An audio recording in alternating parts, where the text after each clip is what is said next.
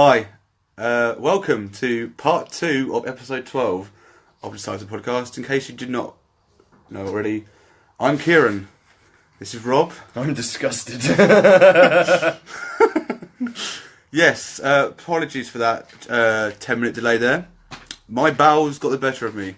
We had an emergency meeting on regulating one's body clock. Yes.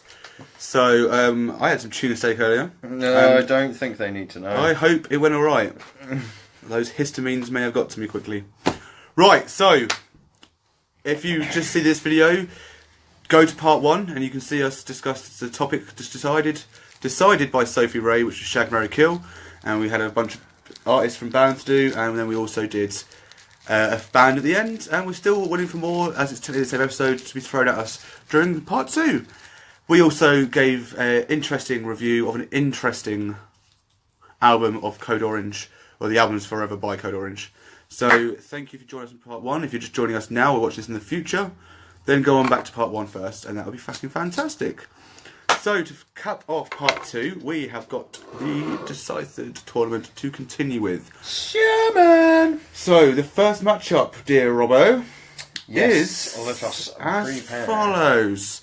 And to catch everyone up, if you didn't see it on yesterday's episode, Avenged Sevenfold and Guns N' Roses fought, and Black Sabbath and Machine Head fought. Both of them went to a fan vote. Go and check the episode out to find out who won. Or just look in the comments and be cheaty. So, We're going to pick 2 topics each per matchup at the moment. Where did we get to? After Guns N' Roses and Avenged. Ah! Oh. Are you ready? I think it's Foo Fighters, isn't it? It is. Are you ready? Don't know who they're against, yeah. So, to start the tournament off today, ladies and gentlemen, we are initiating Slipknot versus Foo Fighters. Slipknot versus Foo Fighters. Polar opposites are going to be interesting shit. So, Robbo, please choose the first topic. That was kind of weird.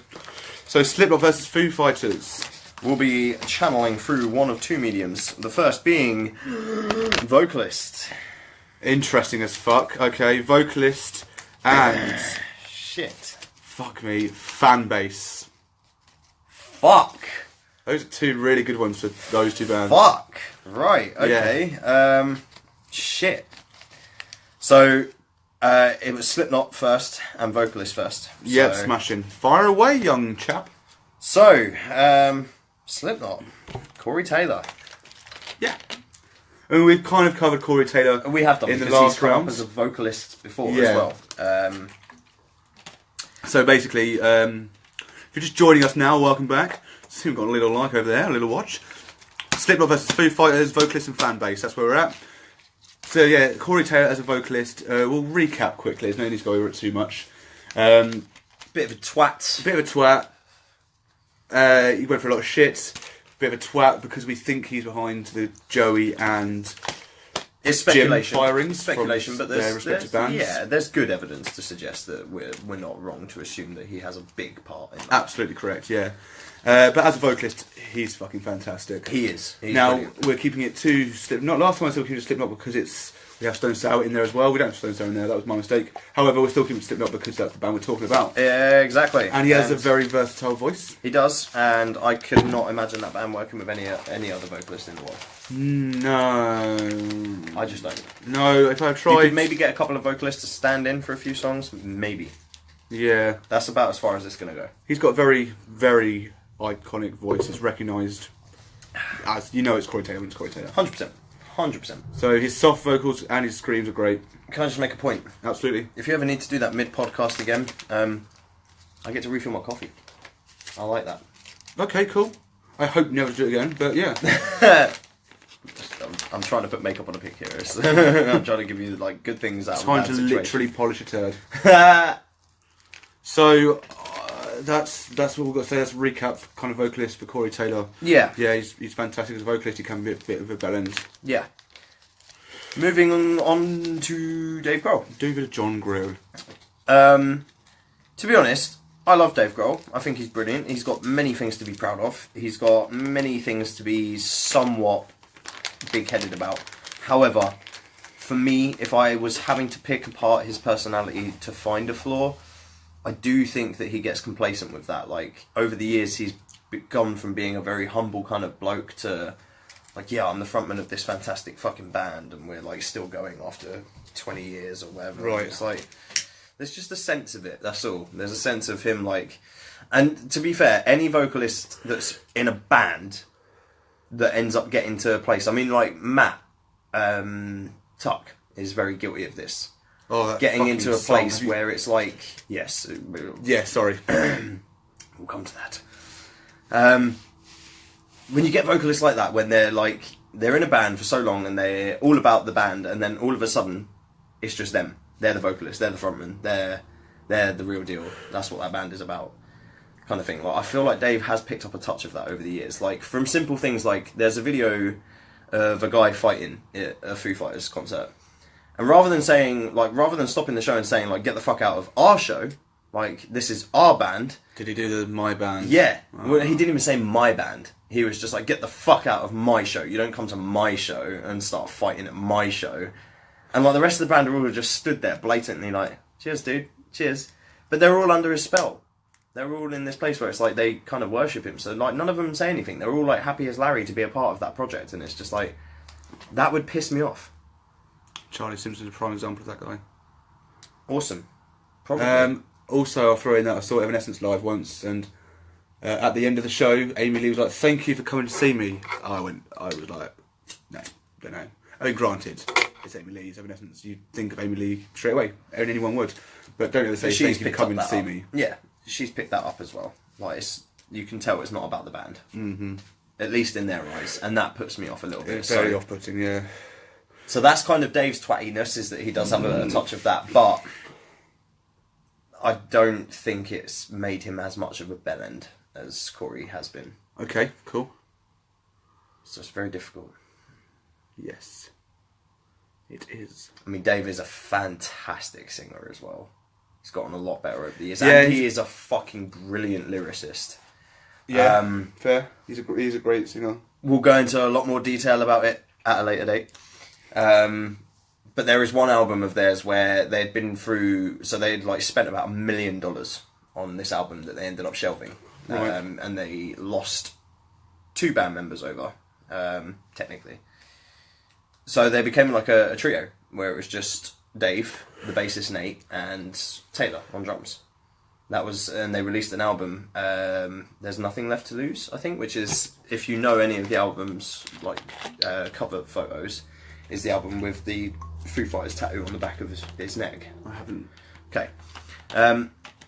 Really good album, really different, and I feel like that's the very first time that Dave stepped out from being just like your average sort of showman to like being like ridiculously good at writing songs all of a sudden. Like he has that flair there. And that's not to say that Corey doesn't, it's just that I think the style of music that Foo Fighters played, especially back then, it channels, there's like more of a scope to channel that creativity than Slipknot permitted back in their early days, for example.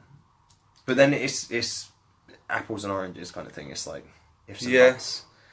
It's really fucking tough. It's a tough one. Do you know who you're going to pick? Are you deliberating in my mind? Yes, I do. Do you? No. So I'll spend a little time taking longer breaks in between words. And I will announce that I am picking as vocalist Corey Taylor. So Slipknot. I'm actually going to go with Dave. Dave Grohl. Interesting. That's not to say that he's better in any way, shape or form. I just feel like if it comes down to it and I was given the opportunity to meet both of these people, it's just a shame that Dave hasn't written more books, or written books, because I would read just as many of Dave's books as I've got of Corey Taylor's. Okay, fair. But I genuinely feel like I would probably be able to talk more to Dave Grohl because of him as who he is as a person. Cool. So there you have it. So this is the first time it's popped up in this round. So in the case there's now 2 topics. Whereas before there was one topic, if we disagreed, we'd go to fan vote. At this point, we will not go to fan vote. We will take this as a no contest. So if we agree on this one, then the ban goes through. If we disagree, it goes to fan vote. Mm-hmm. Okay, so fan base with Slipknot. Fucking monumental. Monumental. Do I think it's dying out with the release of the newest album? Partially. Yeah. Maybe from your mannerisms, I don't think as much as you might think that. No, yeah, no. But oh, yeah. 100%. They are one of the most cult-style fans and most dedicated fans going. You will go to a Slipknot show and you will see a good tenth of the crowd, which is still quite a lot, of people in boiler suits and their masks going apeshit. 100%. The amount of people that have dehydrated at their shows for doing that is hilarious. I'd say also fans feel like they're part of the Nine. 100%. And it's part of their aura as a band that they have something like that, really. Yeah. Whereas Foo Fighters don't, but I will 100% say this now. Some of the loudest shows that I've ever been to, in terms of like loudest, in terms of like the crowd screaming the songs back. Yes, I mean, obviously you can say the same about Slipknot and the Jump the Fuck Up. Everyone at Download fucking screams that shit. But literally, if you go to a Foo Fighters concert and there is a dedicated enough fan base there, Reading was not a good example of this because there was a mix of fans there. The Bowl was, especially in 2011, prime example of this. Fucking incredible, absolutely incredible, especially when Dave came out on stage and was like singing intimately to the crowd. That just seemed to have everyone in the entire bowl bellowing back. And yeah, I think more people know all of Foo Fighters songs, like more of their fan base know all of their songs than I would say more of Slipknot's fan base know all of their songs, potentially. All of the songs or all the songs they play live? A bit of both, really, but like all of their songs, we'll say, for the sake of argument. Like, I feel like more, if you're a committed Foo Fighters fan, you probably know more of the deep, hidden secrets of Foo Fighters songs than... What's this, when Foo Fighters played? Yeah, that's correct. The entire song again after it finished, yeah. There you go. Seen that with Metallica once at Summersphere as well, that was crazy. Little side note for you. And they do have a fucking mad fan base, Foo. Slipknot, I don't know, like you said, there's the cult aspect to it, there's the... I feel with Slipknot there's people out there that would literally die for Slipknot. There's people out there that would literally die for Dave alone, let alone the band. I will not disagree with you, I just haven't seen it. Yeah, I suppose it is like an image that you can attribute easier to a Slipknot fan base than a Foo Fighters fan base. Yeah. Do you know who you're going to pick? I think, speaking objectively... I'm also going to quickly, before we go into picking, sorry, I'm going to shout out that... Yes, I know it's not really something that should be put towards it, and has not really gone into my decision, but it's something I just thought of now. Mm-hmm. I already made my decision before that, although it has been tough. Foo Fighters, they're more mainstream, there's more people to know it, and I would say when I saw them live, songs were sung all the way through. You don't see as much at Slipknot. You see the crowd express themselves in a more physical way, whether that's moving around or whether that's beating the shit out of each other. Yeah, you can't sing along to Slipknot, and you don't really have, even metalheads don't scream all the lyrics, to be fair. No. But you get times where there's duality, where it's a softer part and you have every single person in the crowd screaming, I push my fingers into my eyes. Just as like again, it doesn't necessarily have to factor into your decision making at all, but if you were pressed to make a choice, who would you say has the larger fan base? Larger? Foo Fighters. Because of their mainstream ability.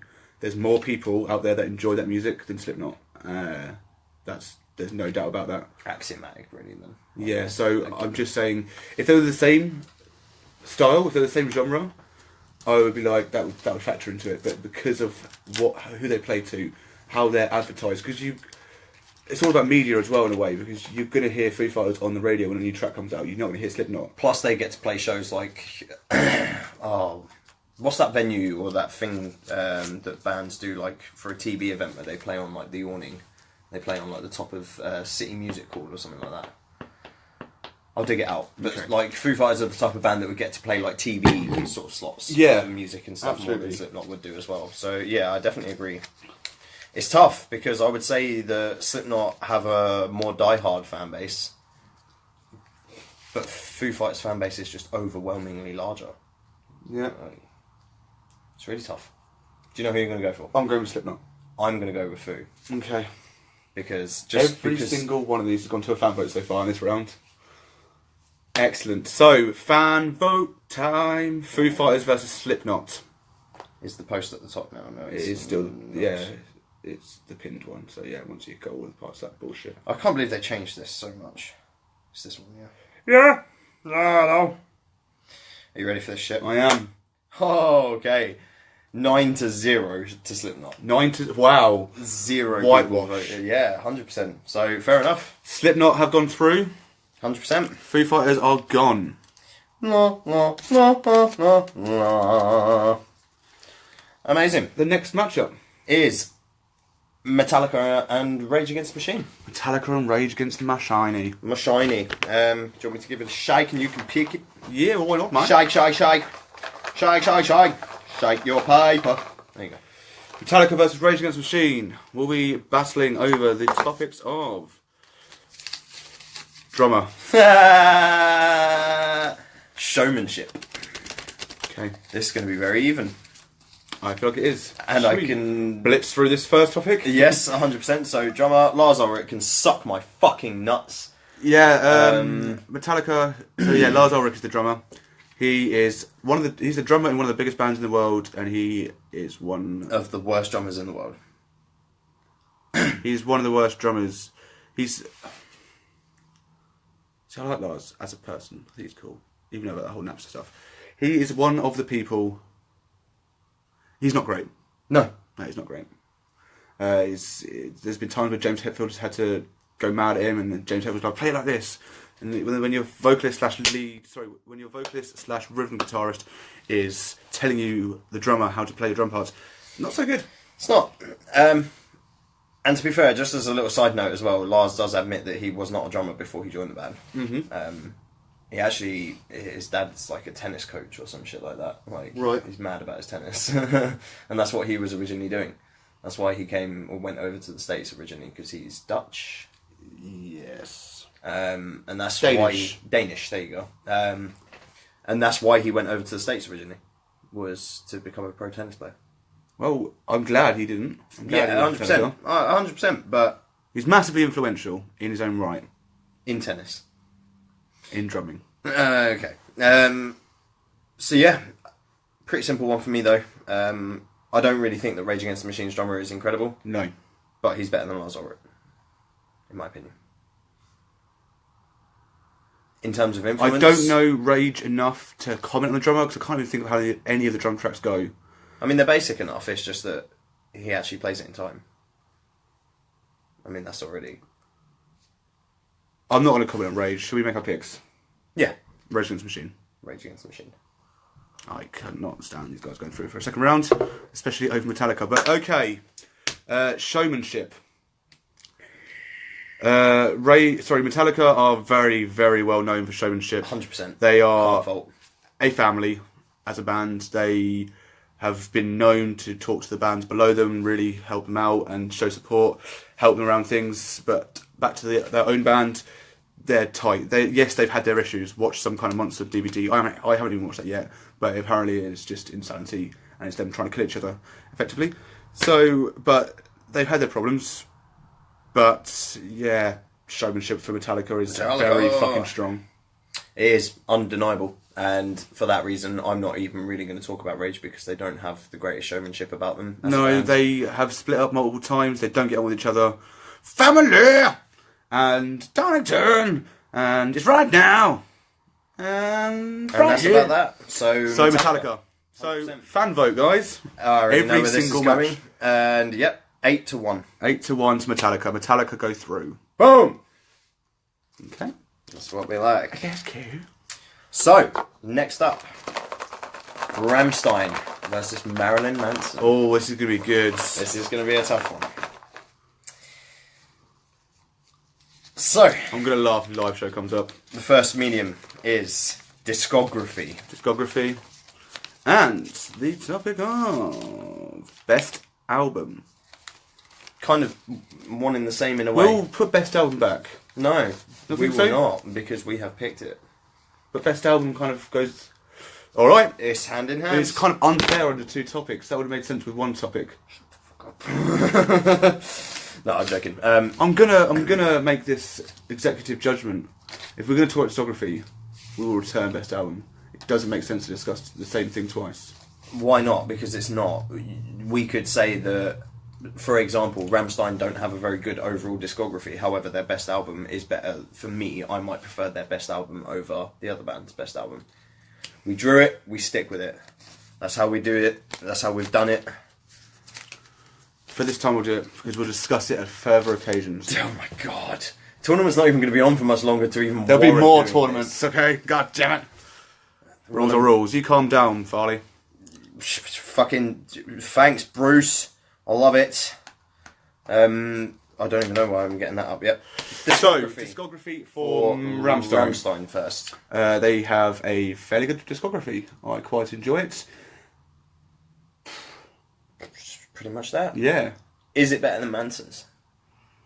Sticking on their discography, do you have a thought about their discography as a whole? I have not listened to all of their albums. Right, Absolutely okay. not. Whereas I have listened to most, if Right. not at least once, all of Marilyn Manson's albums. So, okay, we'll go to Manson's.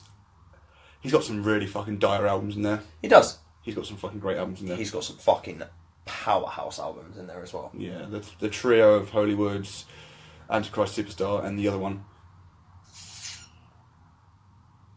Don't know the fucking name of it, but Cool. it's definitely up there. So, Rammstein win. Well, thank you, Sophie. Next topic. For our fan vote. discography, I'm vote Manson. Yeah, 100%. It's got to be. Best album. Now, are we including, lest we forget, the best hits of Marilyn Manson? I mean, it is an album. It's the only one of his that I still have on disc. So, lest we forget, and if you agree with me, which I believe you should, versus Mutter. I don't know enough of Rammstein's to know. I mean, which album is Du Hast on? I think that's like the one song that isn't on Mutter that is a good song. Right, okay. But Mutter has such a good array of songs. Name some Firefly, songs, right. Mutter, Zwitter. Can you get the track list up, please? Because Mine Hurts Brent. Yeah, Mine Hurts fucking Brent, man. That tune is powerful.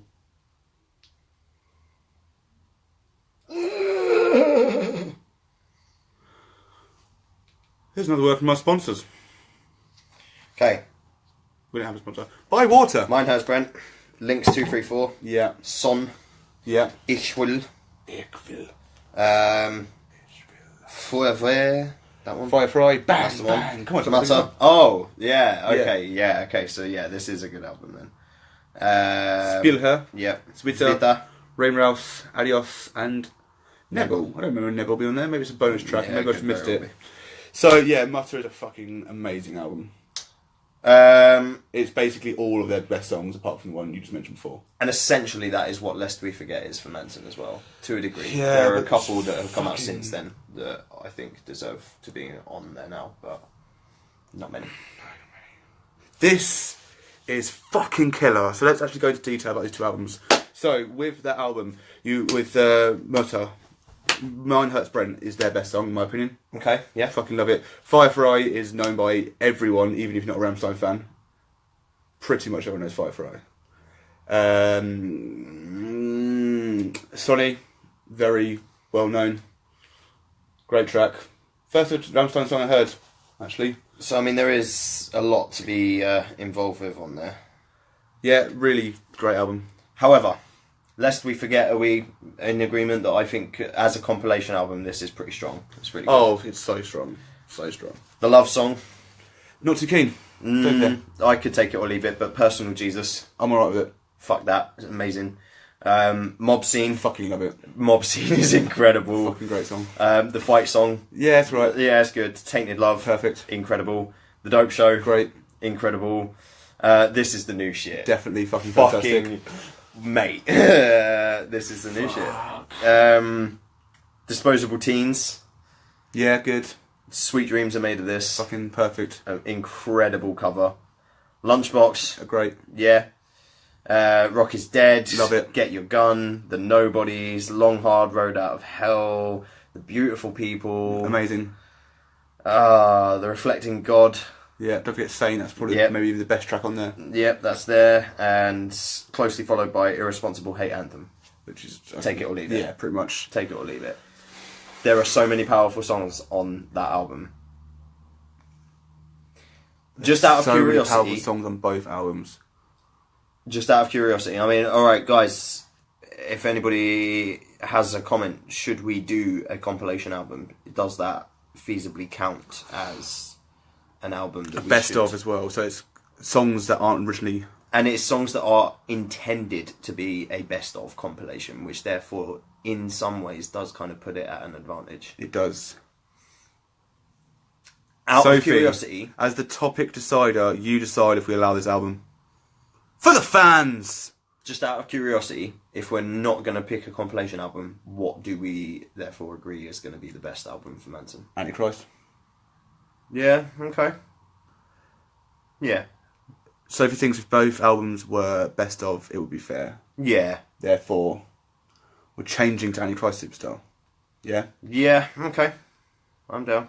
There is a fuckload of pressure, Sophie. I'm glad you feel it.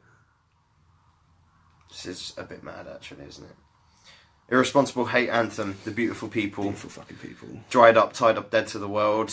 Tourniquet. Little Horn.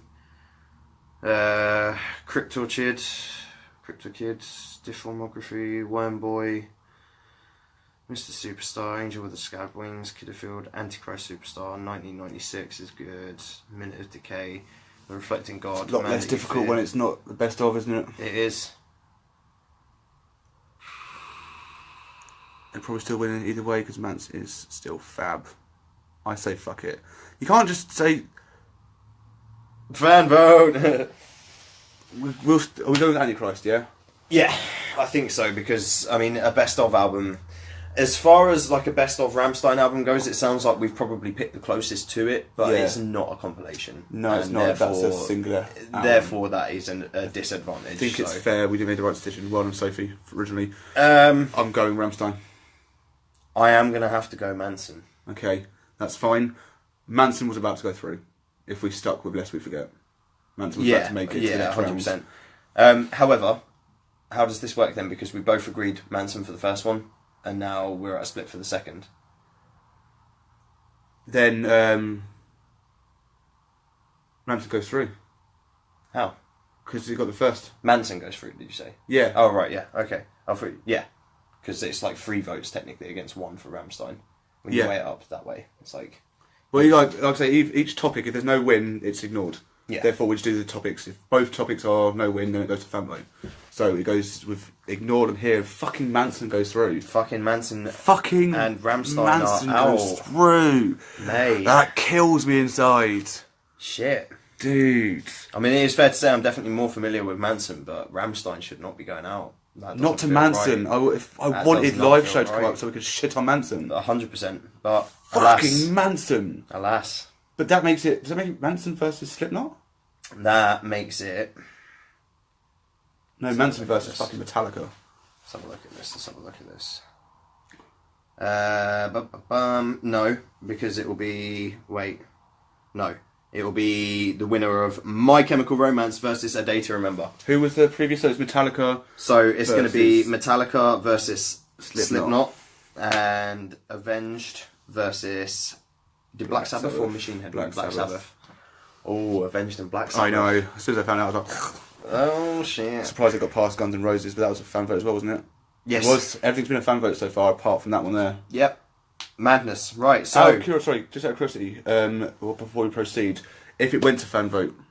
If it had gone to fan vote, you want to know? Yeah. Are you sure you want to know? Yeah, of course. I'm going to actually put my money with Manson on this one. I'm putting my money with Rammstein. Oh, yeah, you are. 7-2, 100% right. Rammstein would have gone through. Killer. Absolutely fucking killer. Right, okay, so... My Chemical Romance versus A Day to Remember. Yes.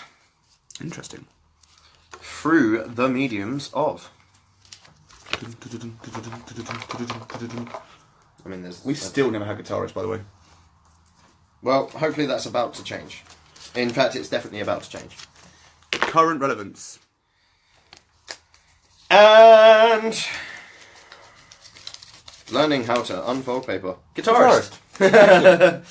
Fantastic. So, remind ourselves of the bands. MyChem and A Day to Remember through the medium of Current relevance. current relevance. Okay, so My Chemical Romance were first, weren't they? Yep. Their relevance is still rather fucking large. They're still influencing bands that are going Yep. and starting up. They're still one of the most requested bands to reform. Their relevance is still large to huge. Okay. How do you feel about MCR? Well, you know, like me personally, I'm just like, meh. But Well, in and terms the of their relevance, relevance, yeah, I agree. They must still be influencing some people. I just, for me, I think if you were to go around like a festival that both of these bands were playing at, there's Yes. a good chance it would probably be about even if you asked people like, right, out of these two bands, which one are you going to go and see? Say like they're both playing at the same time over the weekend. Yep. And they're the only two bands that are playing over the weekend. Mm-hmm. I think it would literally be probably quite split down the middle. Of who would see who? Yeah. I I think more people would maybe just about go and see MyChem. think so. But that's not to knock A Day to Remember's relevance because they are a very big band in their own They genre. are. A very big band. I think that MCR would be, if there was being booked like a normal festival, MCR would be headlining and A Day to Remember would be sub. Agreed. But that's not necessarily all down to current relevance.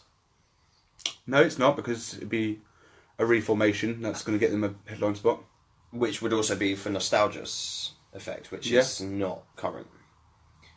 So it's really quite difficult, actually. I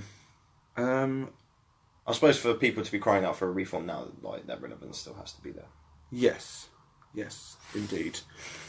Relevance for A Day to Remember.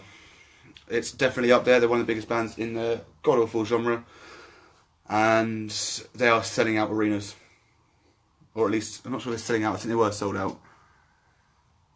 Headlining is definitely based on relevance. Yeah, you're Have you right. seen the comment above it?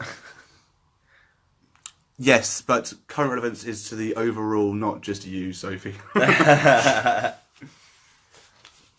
You took that pretty well, actually. I fully expected you to be like, hey! Oh, I don't defend bands like that unless it's avenged. Fair enough. I like MCR quite a lot, but until we did that review the other week, I didn't really listen to them for years. Fair enough. I've listened to him a bit more since. I've listened to a haven't, couple of actually. songs off of that album a couple of times since. My opinion is the most important. Well, that's fair, you are here live. However, our opinion is the most important. But it doesn't help when we can't reach one. Although I think you are going to go MCR, right? Well, we haven't even discussed A Day to Remember properly. Yeah, they're relevant in the biggest. They're one of the biggest bands, if not the biggest band in their genre. They're definitely on their way to headlining Download. Yeah. It's been spoken about, I'm sure. One more solid album, they could be doing it. I think maybe, I know they're not exactly the same genres, but the same kind of era. I think the only band I can think of that are bigger than them is Bring the Horizon. They definitely rose at the same time. They've gone their separate ways, but they're definitely And Bring Me bands have already who done it. linked to each other. Unfortunately, Bring Me have already headlined festivals and done big things. I'll forget Download, I'll say. No. Have they done Reading? Yes. I don't know if they've ever headlined Reading. I'm pretty sure they've headlined one of the days at Reading before. Right, okay. Hideous. Disgusting. Quite. Indubitably. Oh, mate, this is tough. It is tough. I haven't made a choice. You haven't? No, Okay. It is tough. Fully expected you to have already had one in your head. No, it's very. Because the thing is, I'm going with MCR, and that's because we're talking about this moment in time. But A Day to Remember are still going up in relevance. Yeah. They haven't if reached this it yet. question was posed in maybe a year's time, it could be a different story. Could be entirely. So I'm MCR. Gonna have to agree. Okay. Just because I do think more people would be like, yeah, I'll go and see MCR because it's MCR. Guitarist MCR. Frank Iero. I didn't know him by name. But yeah, it's alright. It's a pretty good guitarist. Yeah, I enjoy his guitar work. I mean, it's nothing like overly incredible, but then they at least have some solo-y stuff, which is more than you can say for A Day to Remember. They don't have any guitar solos in any of their songs as far as I know. No, it's kind of just a bit, very samey in terms of Chuggy guitar. rhythm, kind Yeah. of. That's what that sound is about, though. There's no real need for, like, mad solos over that kind of shit. The only band that's, like, tried experimenting with that since day one of a similar sort of genre, but different to A Day to Remember, is Yumi at Six. Yumi at Six have always been, like, quite a softly, like, sung band. And then out of nowhere, they'll just pull out, like, kick-ass solos in some of their songs. Like, really good guitar solos. A Day to Remember don't have that. My Chem do. Yeah.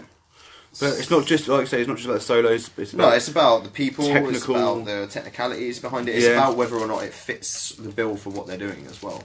Which, I feel like, yes, MCR's guitarist, it works for them. It does the trick. It's great. A Day to Remember, I feel like we have to look at objectively here, because I don't think there's any call for, like, craziness on lead guitars or anything like that in their music. What their guitar work should shine out for is fucking ridiculous breakdowns that make you want to be, like, sick in your own shoes and, like, slap people around the face with them. Like, the guitar work in some of their breakdowns is fucking amazing.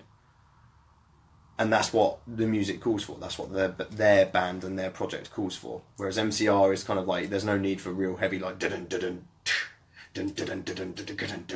kind of stuff, which is what you listen to A Day to Remember for. Yeah, even you just provide an example, it's just very boring to me. Not you doing the example, that was fine. No, The guitar itself. How dare that not fucking Rile me up. Yeah. I just mean that, like, A Day to Remember can get away with being more rhythm based on the guitar, because that's what their band calls for. That's what the sound that they're trying to produce calls for. MCR don't need to be as heavy, so therefore there's more leeway to be technical. I would be very interested to see if the MCR guitarists could do, like, the heavy sort of chuggy stuff. Yeah. But I would also be ultimately interested to see if either of the A Day to Remember guitarists could do any solo-y stuff. Yep. I've made my choice. What's yours?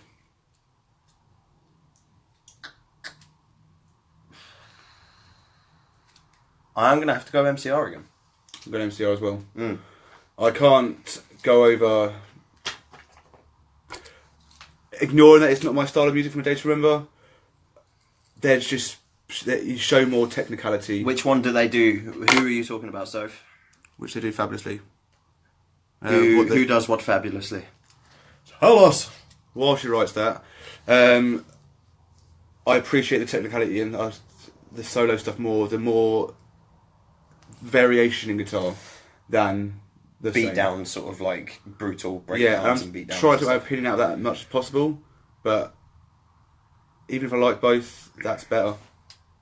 Certainly it takes a bit more Breakdowns, skill. Day to Remember. Yes, 100%. For me personally, I think it does come from being the type of drummer that I am as well. I find I don't know, yeah, my head will instinctively start going crazy for a breakdown. It wouldn't necessarily do that for a solo. A solo's got to be really good for it to stand out to me. I'm trying to think of a fucking Fear of the Dark solo. Incredible. Yeah, well, the leading up from that, the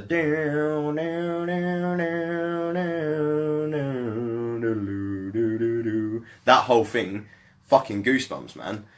But that's because it's a perfect solo. Other guitar solos in other songs, so Black Hole Sun. You know I'm a big Soundgarden fan, and I love Chris Cornell.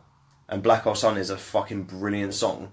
The solo in it just doesn't stick out for me. It's not like I won't hear it and be like, wow, that's such a sick solo. Like every time I hear it, first time I heard it, I was probably like, that's cool, and it fits with what the song's about. But do you know what I mean? There's like different degrees of solo. You can solo and still not impress people. Whereas if you're into the whole beatdown and breakdown side of A Day to Remember, you're going to instinctively like it, because it's, as long as it's heavy and it has the kind of feeling to it that makes you want to punch somebody in the throat, it's fine. But there's no technicality in that. There's no skill in that. It's basically just dun dun dun dun dun dun dun dun dun dun dun dun dun dun. Yeah. Dun dun dun dun dun dun dun dun dun dun. So there is no skill in it. It's really hard, therefore, for me, because I'm a fan of the chuggier stuff. But I'm impressed more by good lead. Yeah, cool. MCR go through 100%. to take on Marilyn Manson. Oh no. It really depends on what gets drawn. So, so A Day to Remember are out. Next up, Red Hot Chili Peppers versus Pantera. holy shit balls. Oh, yes.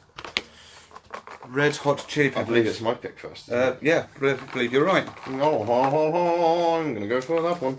So what is it, sorry? Red Hot Chili Peppers and Pantera. through the medium of image and artwork. Image and artwork. And vocalist is back. Interesting. Very interesting. Something tells me this is not going to go a way that you like. I beg to differ currently. Image and artwork. Who was at first, sorry, sir? Red Hot Chili Peppers. You are going to have to tell me about this. Image and artwork. I Please wish I had remind me some of my albums any- to hand right now. Okay. It's really hit and miss actually. So we'll go over album covers first. What is even their logo? Their logo's like the little red circle. It's like a red circle with like little. It Oh, looks yeah, like a yeah, little yeah. red cog type thing. That's been their logo for a very long time, and then for a brief while, people identified with them for the pill with the fly on it. Like quite a few people had that tattooed because Rings for a whatever bell. reason, even though it's in my opinion one of their worst albums known to man, it was really monumental with people. Those 3 albums really stood out for people. Well, 4 technically: Stadium Arcadium, Californication, By the Way, and I'm With You, I think it's called, which is the one with the fly and the pill. And loads of people have had that tattooed, and yet I can't stand it as an album. And it's really basic album artwork, and it doesn't really relate to anything on the album or anything they do, and that kind of bugs me.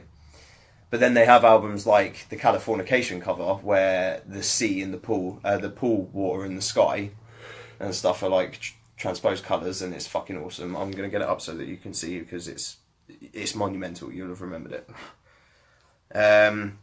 By the Way album cover is really artistic, really well I thought done. you said By the Way was on the other album. What?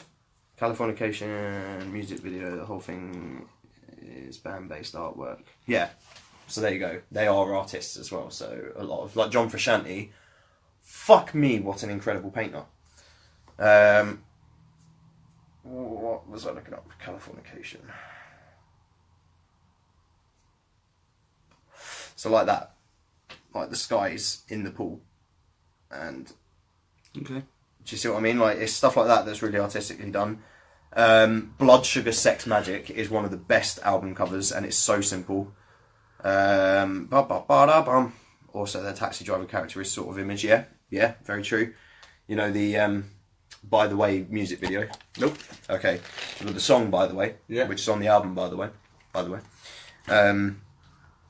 is the video is like where Anthony Kiedis gets in the cab, and he's also the cab driver, and he's got like a proper handlebar mustache and like the aviators, and he's like got a vest on and shit. He looks like a proper like greasy cab driver. Okay. That's become like a standpoint for them as well. Like I said, John Frusciante's a brilliant artist. He's sold loads of his own paintings. I mean, that doesn't really come into it, as it's not image and artwork of the band. Oh, it is though, because By the Way cover, I'm pretty sure was painted by him. So the ones that are painted by him for the band, then fair enough. Fair Any unrelated wouldn't count. That's the album cover for that. Quite like that. Yeah, that's what I mean. There is a lot of art and a lot of like creativity flows through them. They are a very spiritual band, and that's the type of shit that they feed off. Really, is image and artwork. And Anthony Kiedis has been very blatant and open. I know you're not a fan. I would 100% recommend reading his book sometime. It's incredible. It is actually incredible. I will 100% take that under consideration. It's worth it. Even if you're not a fan, it is really worth it. It's life affirming in a lot of ways. But he goes on to talk about a lot of artwork and stuff in that. And it is a big part of their sort of persona as a band. So moving on to Image as a band, not the artwork, taking that out of it. Image of the band as they are. I don't think I don't know if they have one. What? An image? Yeah. watch the Give It Away video. Give it away, give it away, give it away. Right, so now. is that their image as a band, not artwork? That's a very good depiction of what they are like as a band, yeah. Right. Because they're out in the middle of the desert. Now, Anthony Kiedis has admitted that he was incredibly fucked up on speedballing at the time. So, coke and heroin. Great. And he was tripping his absolute nuts, but they're like out in the middle of the desert, half naked with like, you know, the ribbons on the sticks that you wave around, Yes, and yes. they look like that. Like, there's basically just them dancing around doing wild shit like that with like wicked camera effects and stuff. So how do they appear on stage? They're fucking energetic as fuck. No, but how do they look? All the time. What's their clothing? They don't always wear it. That's the thing. They're quite a topless band, as you've seen in a lot of their. Well, you probably haven't, but they're like a shirtless kind of band. They're a skins band, Right. a lot of the time. But yeah, they do look just like they do in a lot of their normal videos where they're not dressed up. They look exactly the same as they do on stage. Okay. Unless you're Flea playing at 95 Woodstock, maybe. In which case he came out onto the stage naked and played the whole set completely nude. Excellent. Why not? Why the fuck not? Alright. Moving on to Pantera. Yeah. Artwork. We'll go on that side of it first. A vulgar display of power is one of the most iconic I love that album cover. covers I love that album in the cover. world. And it's so Yeah. simple. Yeah, just a man getting punched in the face. Yeah. So, yeah, that's, for that artwork, very fucking good. Yeah, 100%. I think the artwork for Far Beyond Driven, I can't remember exactly what it's like, but I know it's rather relevant. It's not a very good point to make out, because I know what it is, but I know Far Beyond Driven had something of notability. As for their image, they have the image of being hard nut, fucking brutal cunts, with a ton of, I wouldn't say racism, because back then it wasn't so racist, it was more southern pride with their whole, the flags that are now banned. What are the flags called? Bullshit. No. So if you fly out, what the southern flags are called? Oh, what, they look like an American flag, but they're like... Kind of, it's like a blue cross, yeah. and then red around it. Fuck. They've been taking them down a lot recently with the whole Black Lives Matter. Sharpest like There is a... Shut up. There is a name. There is There is a name for it. But that's kind of the image they have as a whole. Now, I don't gel with that. It's very supremacist. I don't gel with that at all. is it supremacist? Was it before this whole Phil shit went down? Was it supremacist? You got to I remember. think it you gotta always remember has been from him, from his perspective. Yes, because Probably, he's yeah. always been quite a vulgar, angry person. Yeah, but was it supremacist? Confederate flag. Thank you very much. Was it supremacist back in the time that it happened? So you're keeping Phil in it. Take Phil out of it. A lot of things have changed since then. A lot of people have more opinions about stuff. A lot of people like to be offended. Right? I'm not saying that they're wrong or right to be offended by a certain thing. Okay. I'm just saying things have changed. Now we have to take in consideration the time it was done. Okay. So let's I mean- go back to a day back in the UK when racism wasn't as like vivid and out there as In it the is UK? nowadays. Yeah. Just Okay. as an example, if there was a UK based band, Maiden, for example, back, I don't know, when fucking Number of the Beast was released or whatever, and everyone was basically still fucked up on drugs from the 60s and loved each other, and there was basically no racism. There's always been racism, so whatever. But would you care for an English-based band having the Union Jack as their album cover? No. Some do. Yes, some do. Yeah. Why? That's why I'm saying don't be offended by it. No, yeah, okay. Don't take it as supremacy. But you're No, I think yeah. you're making a point towards mine in a weird way, unless I'm turning it around without even trying. Kind of. That's what I feel like you're doing, yeah. Because like you're sort of saying, like, oh, okay, like they were just putting a flag up because they were proud of it, kind of thing. Well, that's what we could say a British band back then would have been doing as well. But I still wouldn't care for it because it's like, okay, we know you're British. Who gives a fuck? So I made them bring out British flags every single show they do. Yes, they do. Do you not care for that? Do you think it's supremacist?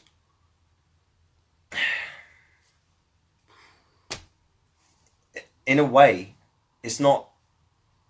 It's pride. It is pride, yeah, that's fair enough, but that's pride for their country. This is pride for the South, which is renowned for...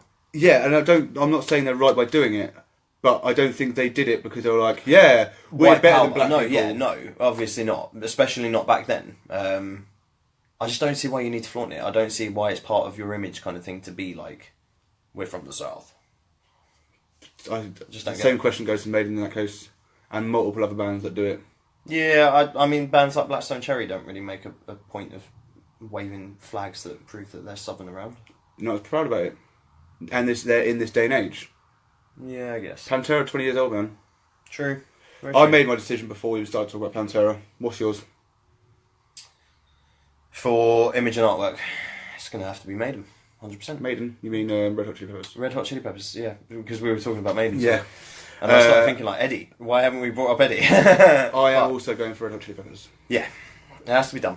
Yep. I didn't know much. You convinced me enough to say it was above Pantera before we even started talking about Pantera. Because I know a lot more about Pantera, I decided Red Hot Chili Peppers. 100%. But I was going to defend their use of what they wanted to do. That's why I wanted to bring up and Fair make it enough. longer. No, yeah. That's Cool. Red Hot Chili Peppers on the first topic of that. Second topic's been so fucking long, I forgot what it is. Vocalist. Vocalist, yeah. Is it vocalist? Definitely. No, don't know. Yeah.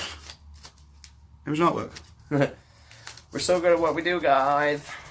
Vocalist, yes. Vocalist. So we've already been over this today, technically, very briefly, so we won't touch over it too much. Phil Anselmo is a massive dig. Massive dick, great voice. Yeah, 100%. Yep. And we perfect for what he does. went over it for vocalist last time in the first round.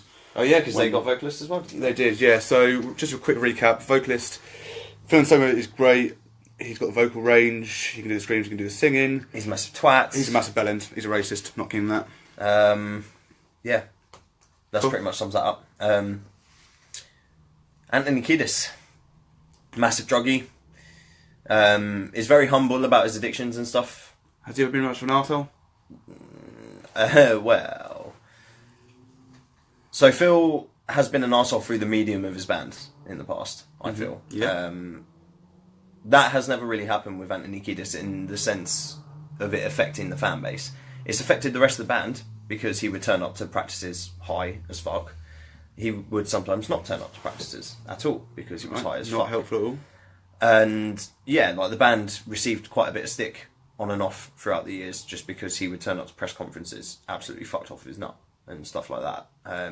So the drugs have played some issues, but no, he's never been like an outward dick.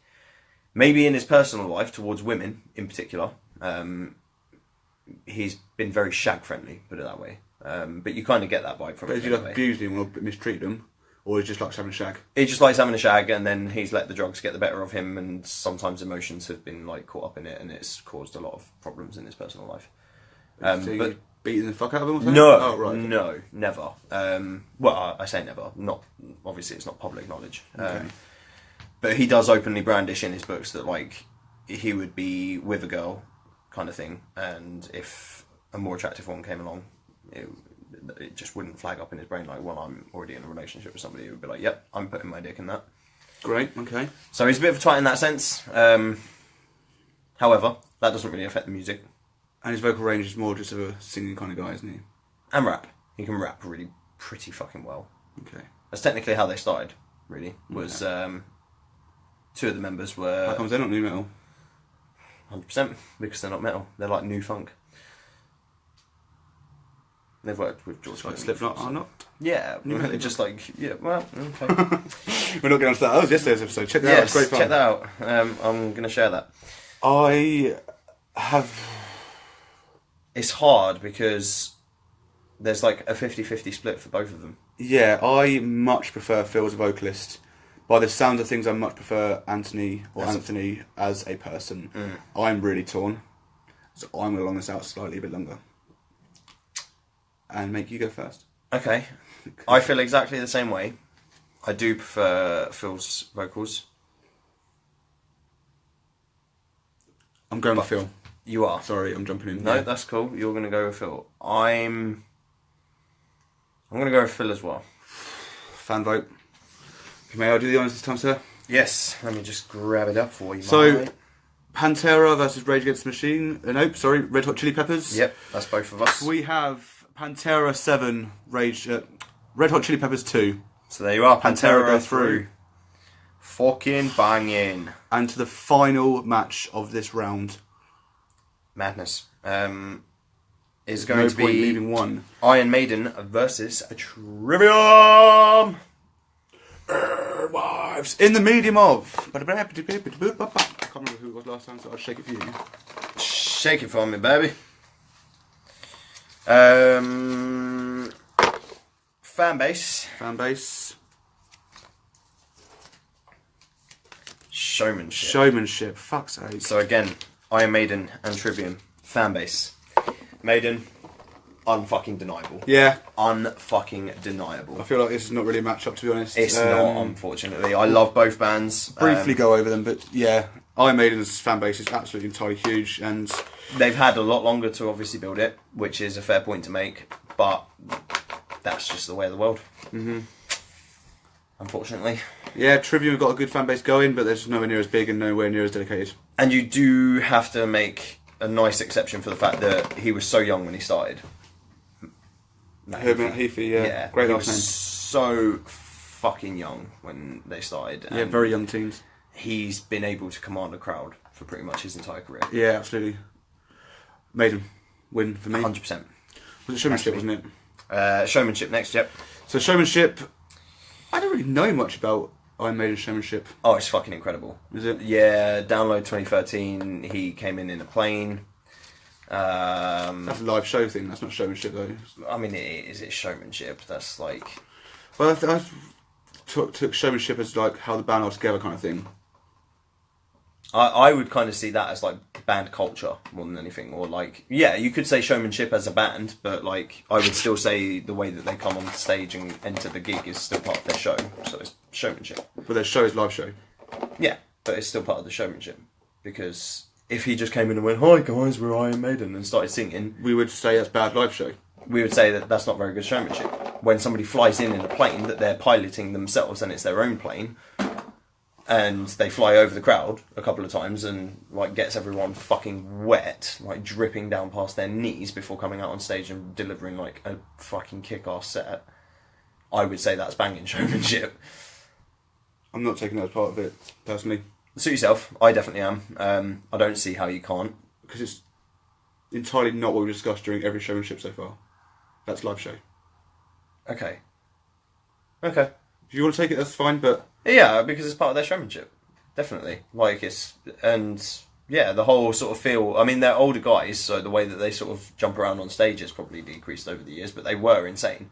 And Bruce is still pretty nuts, considering the guy's battling pretty severe health issues over the years, and he's not exactly a... You're literally now, right, so jumping around stage... We are, literally yeah. talking about We are live show. talking about live show. Go, tell me.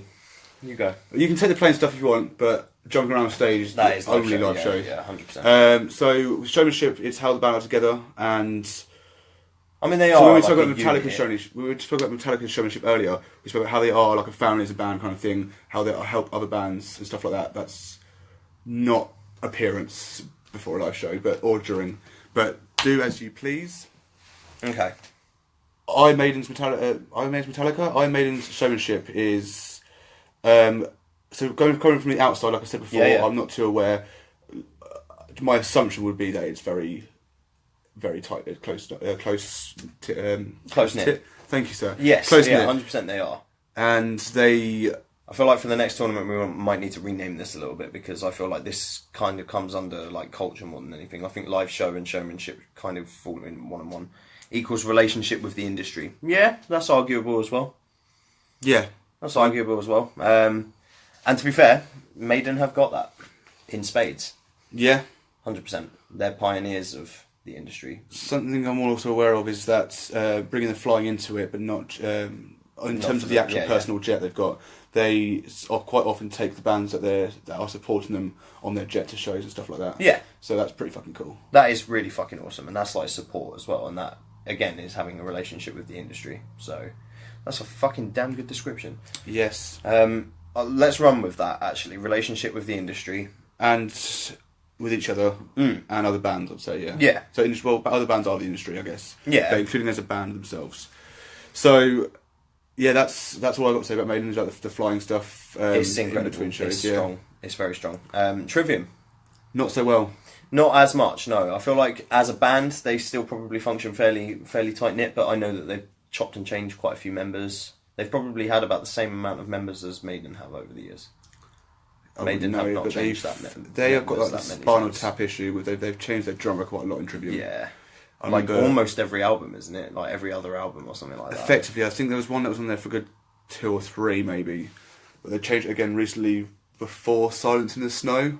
Oh, okay.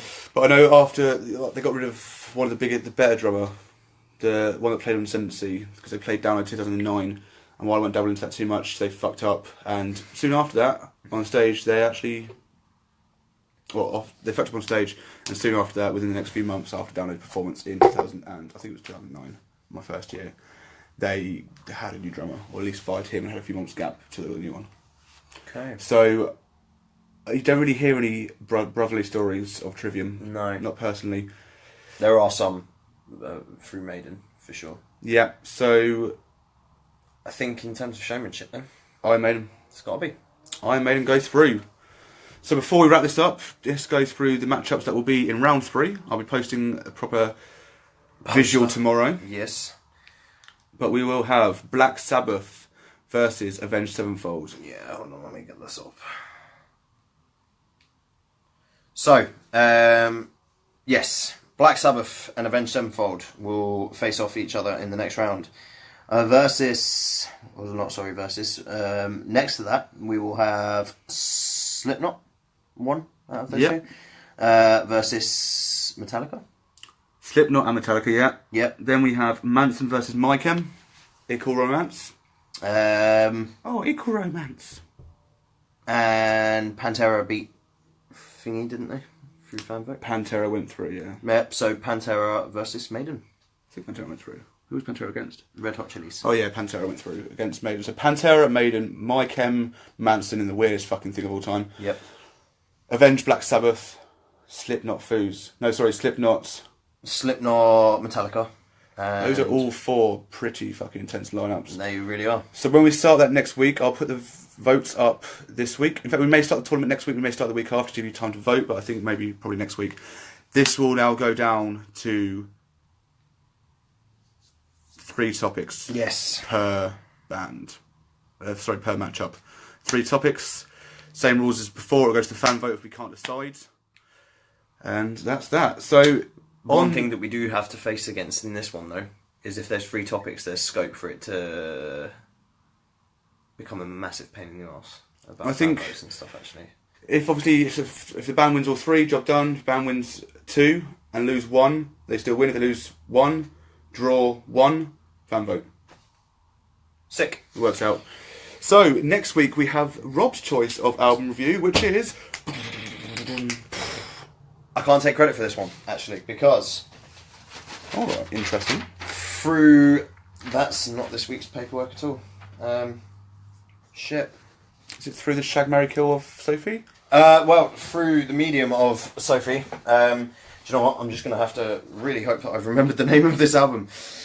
Through talking about Topic today and Code Orange today, Sophie has pretty much delivered her own review of Code Orange. Excellent. Very vastly different to mine and yours. I'm sure it is. Then we are going to be reviewing Disgusting by a band called Beartooth. Great. Excellent. We have been waiting to see your reaction. I love it. I will now push the point of any other fan picked ones goes to this specific place on our page. That would be fantastic. Cool. Beartooth it is. I mean, to be fair, this is my choice. If I hadn't said that, you would have just assumed it was my choice, but I'm just happening to tell you about it because... So it's not so that choice. You know... Well, no. But okay, right. For all you know, it could be. For all yeah. But that's the trust I have for you, Rob, which clearly... Maybe I shouldn't. Maybe I don't warrant that kind of trust, alright? Maybe I'm a bad man. Maybe I should have just... look, assumed. Now, I wanted an album that neither of us have listened to before. Cool. We got a bunch of those in the comment section. Yeah. Lovely. The next topic will be... You're so pissed. I'm not pissed. I'm just fucking tired, and I like things being done. The next topic will be: is modern technology / streaming helping or harming the metal industry or music industry as a whole. Interesting. So we'll discuss that. Cool. And finally, the poll will go up tonight or tomorrow for our next album. Yes. And Rob's next album is... So we decided, rather than having the shambles of picking two really randomly fucking different albums... Architects versus Alice in Chains was a bit of a random one. It was a bit of a random one. So we discussed at some minor length that we were going to do a similar sort of genre as each other. And you actually picked your album first. So I then fine-tuned my album choice around that, and I have gone for Outside the Box by Hacktivist. Yeah, I think that's a good idea for the future with the poll. One of us chooses what they are, and then the other one for next time. Yeah. 100%. So yeah, Out of the Box by Hacktivist for Rob, and mine is American Tragedy by Hollywood Undead. Yes. So we'll post that tonight. We'll post the next brackets for the tournament tomorrow, and it's going to be super fucking exciting. And that is that. We thank you for joining us today. I genuinely apologise that I had to take a mid-time break, because I would have shat everywhere. I mean, I'm grateful, because...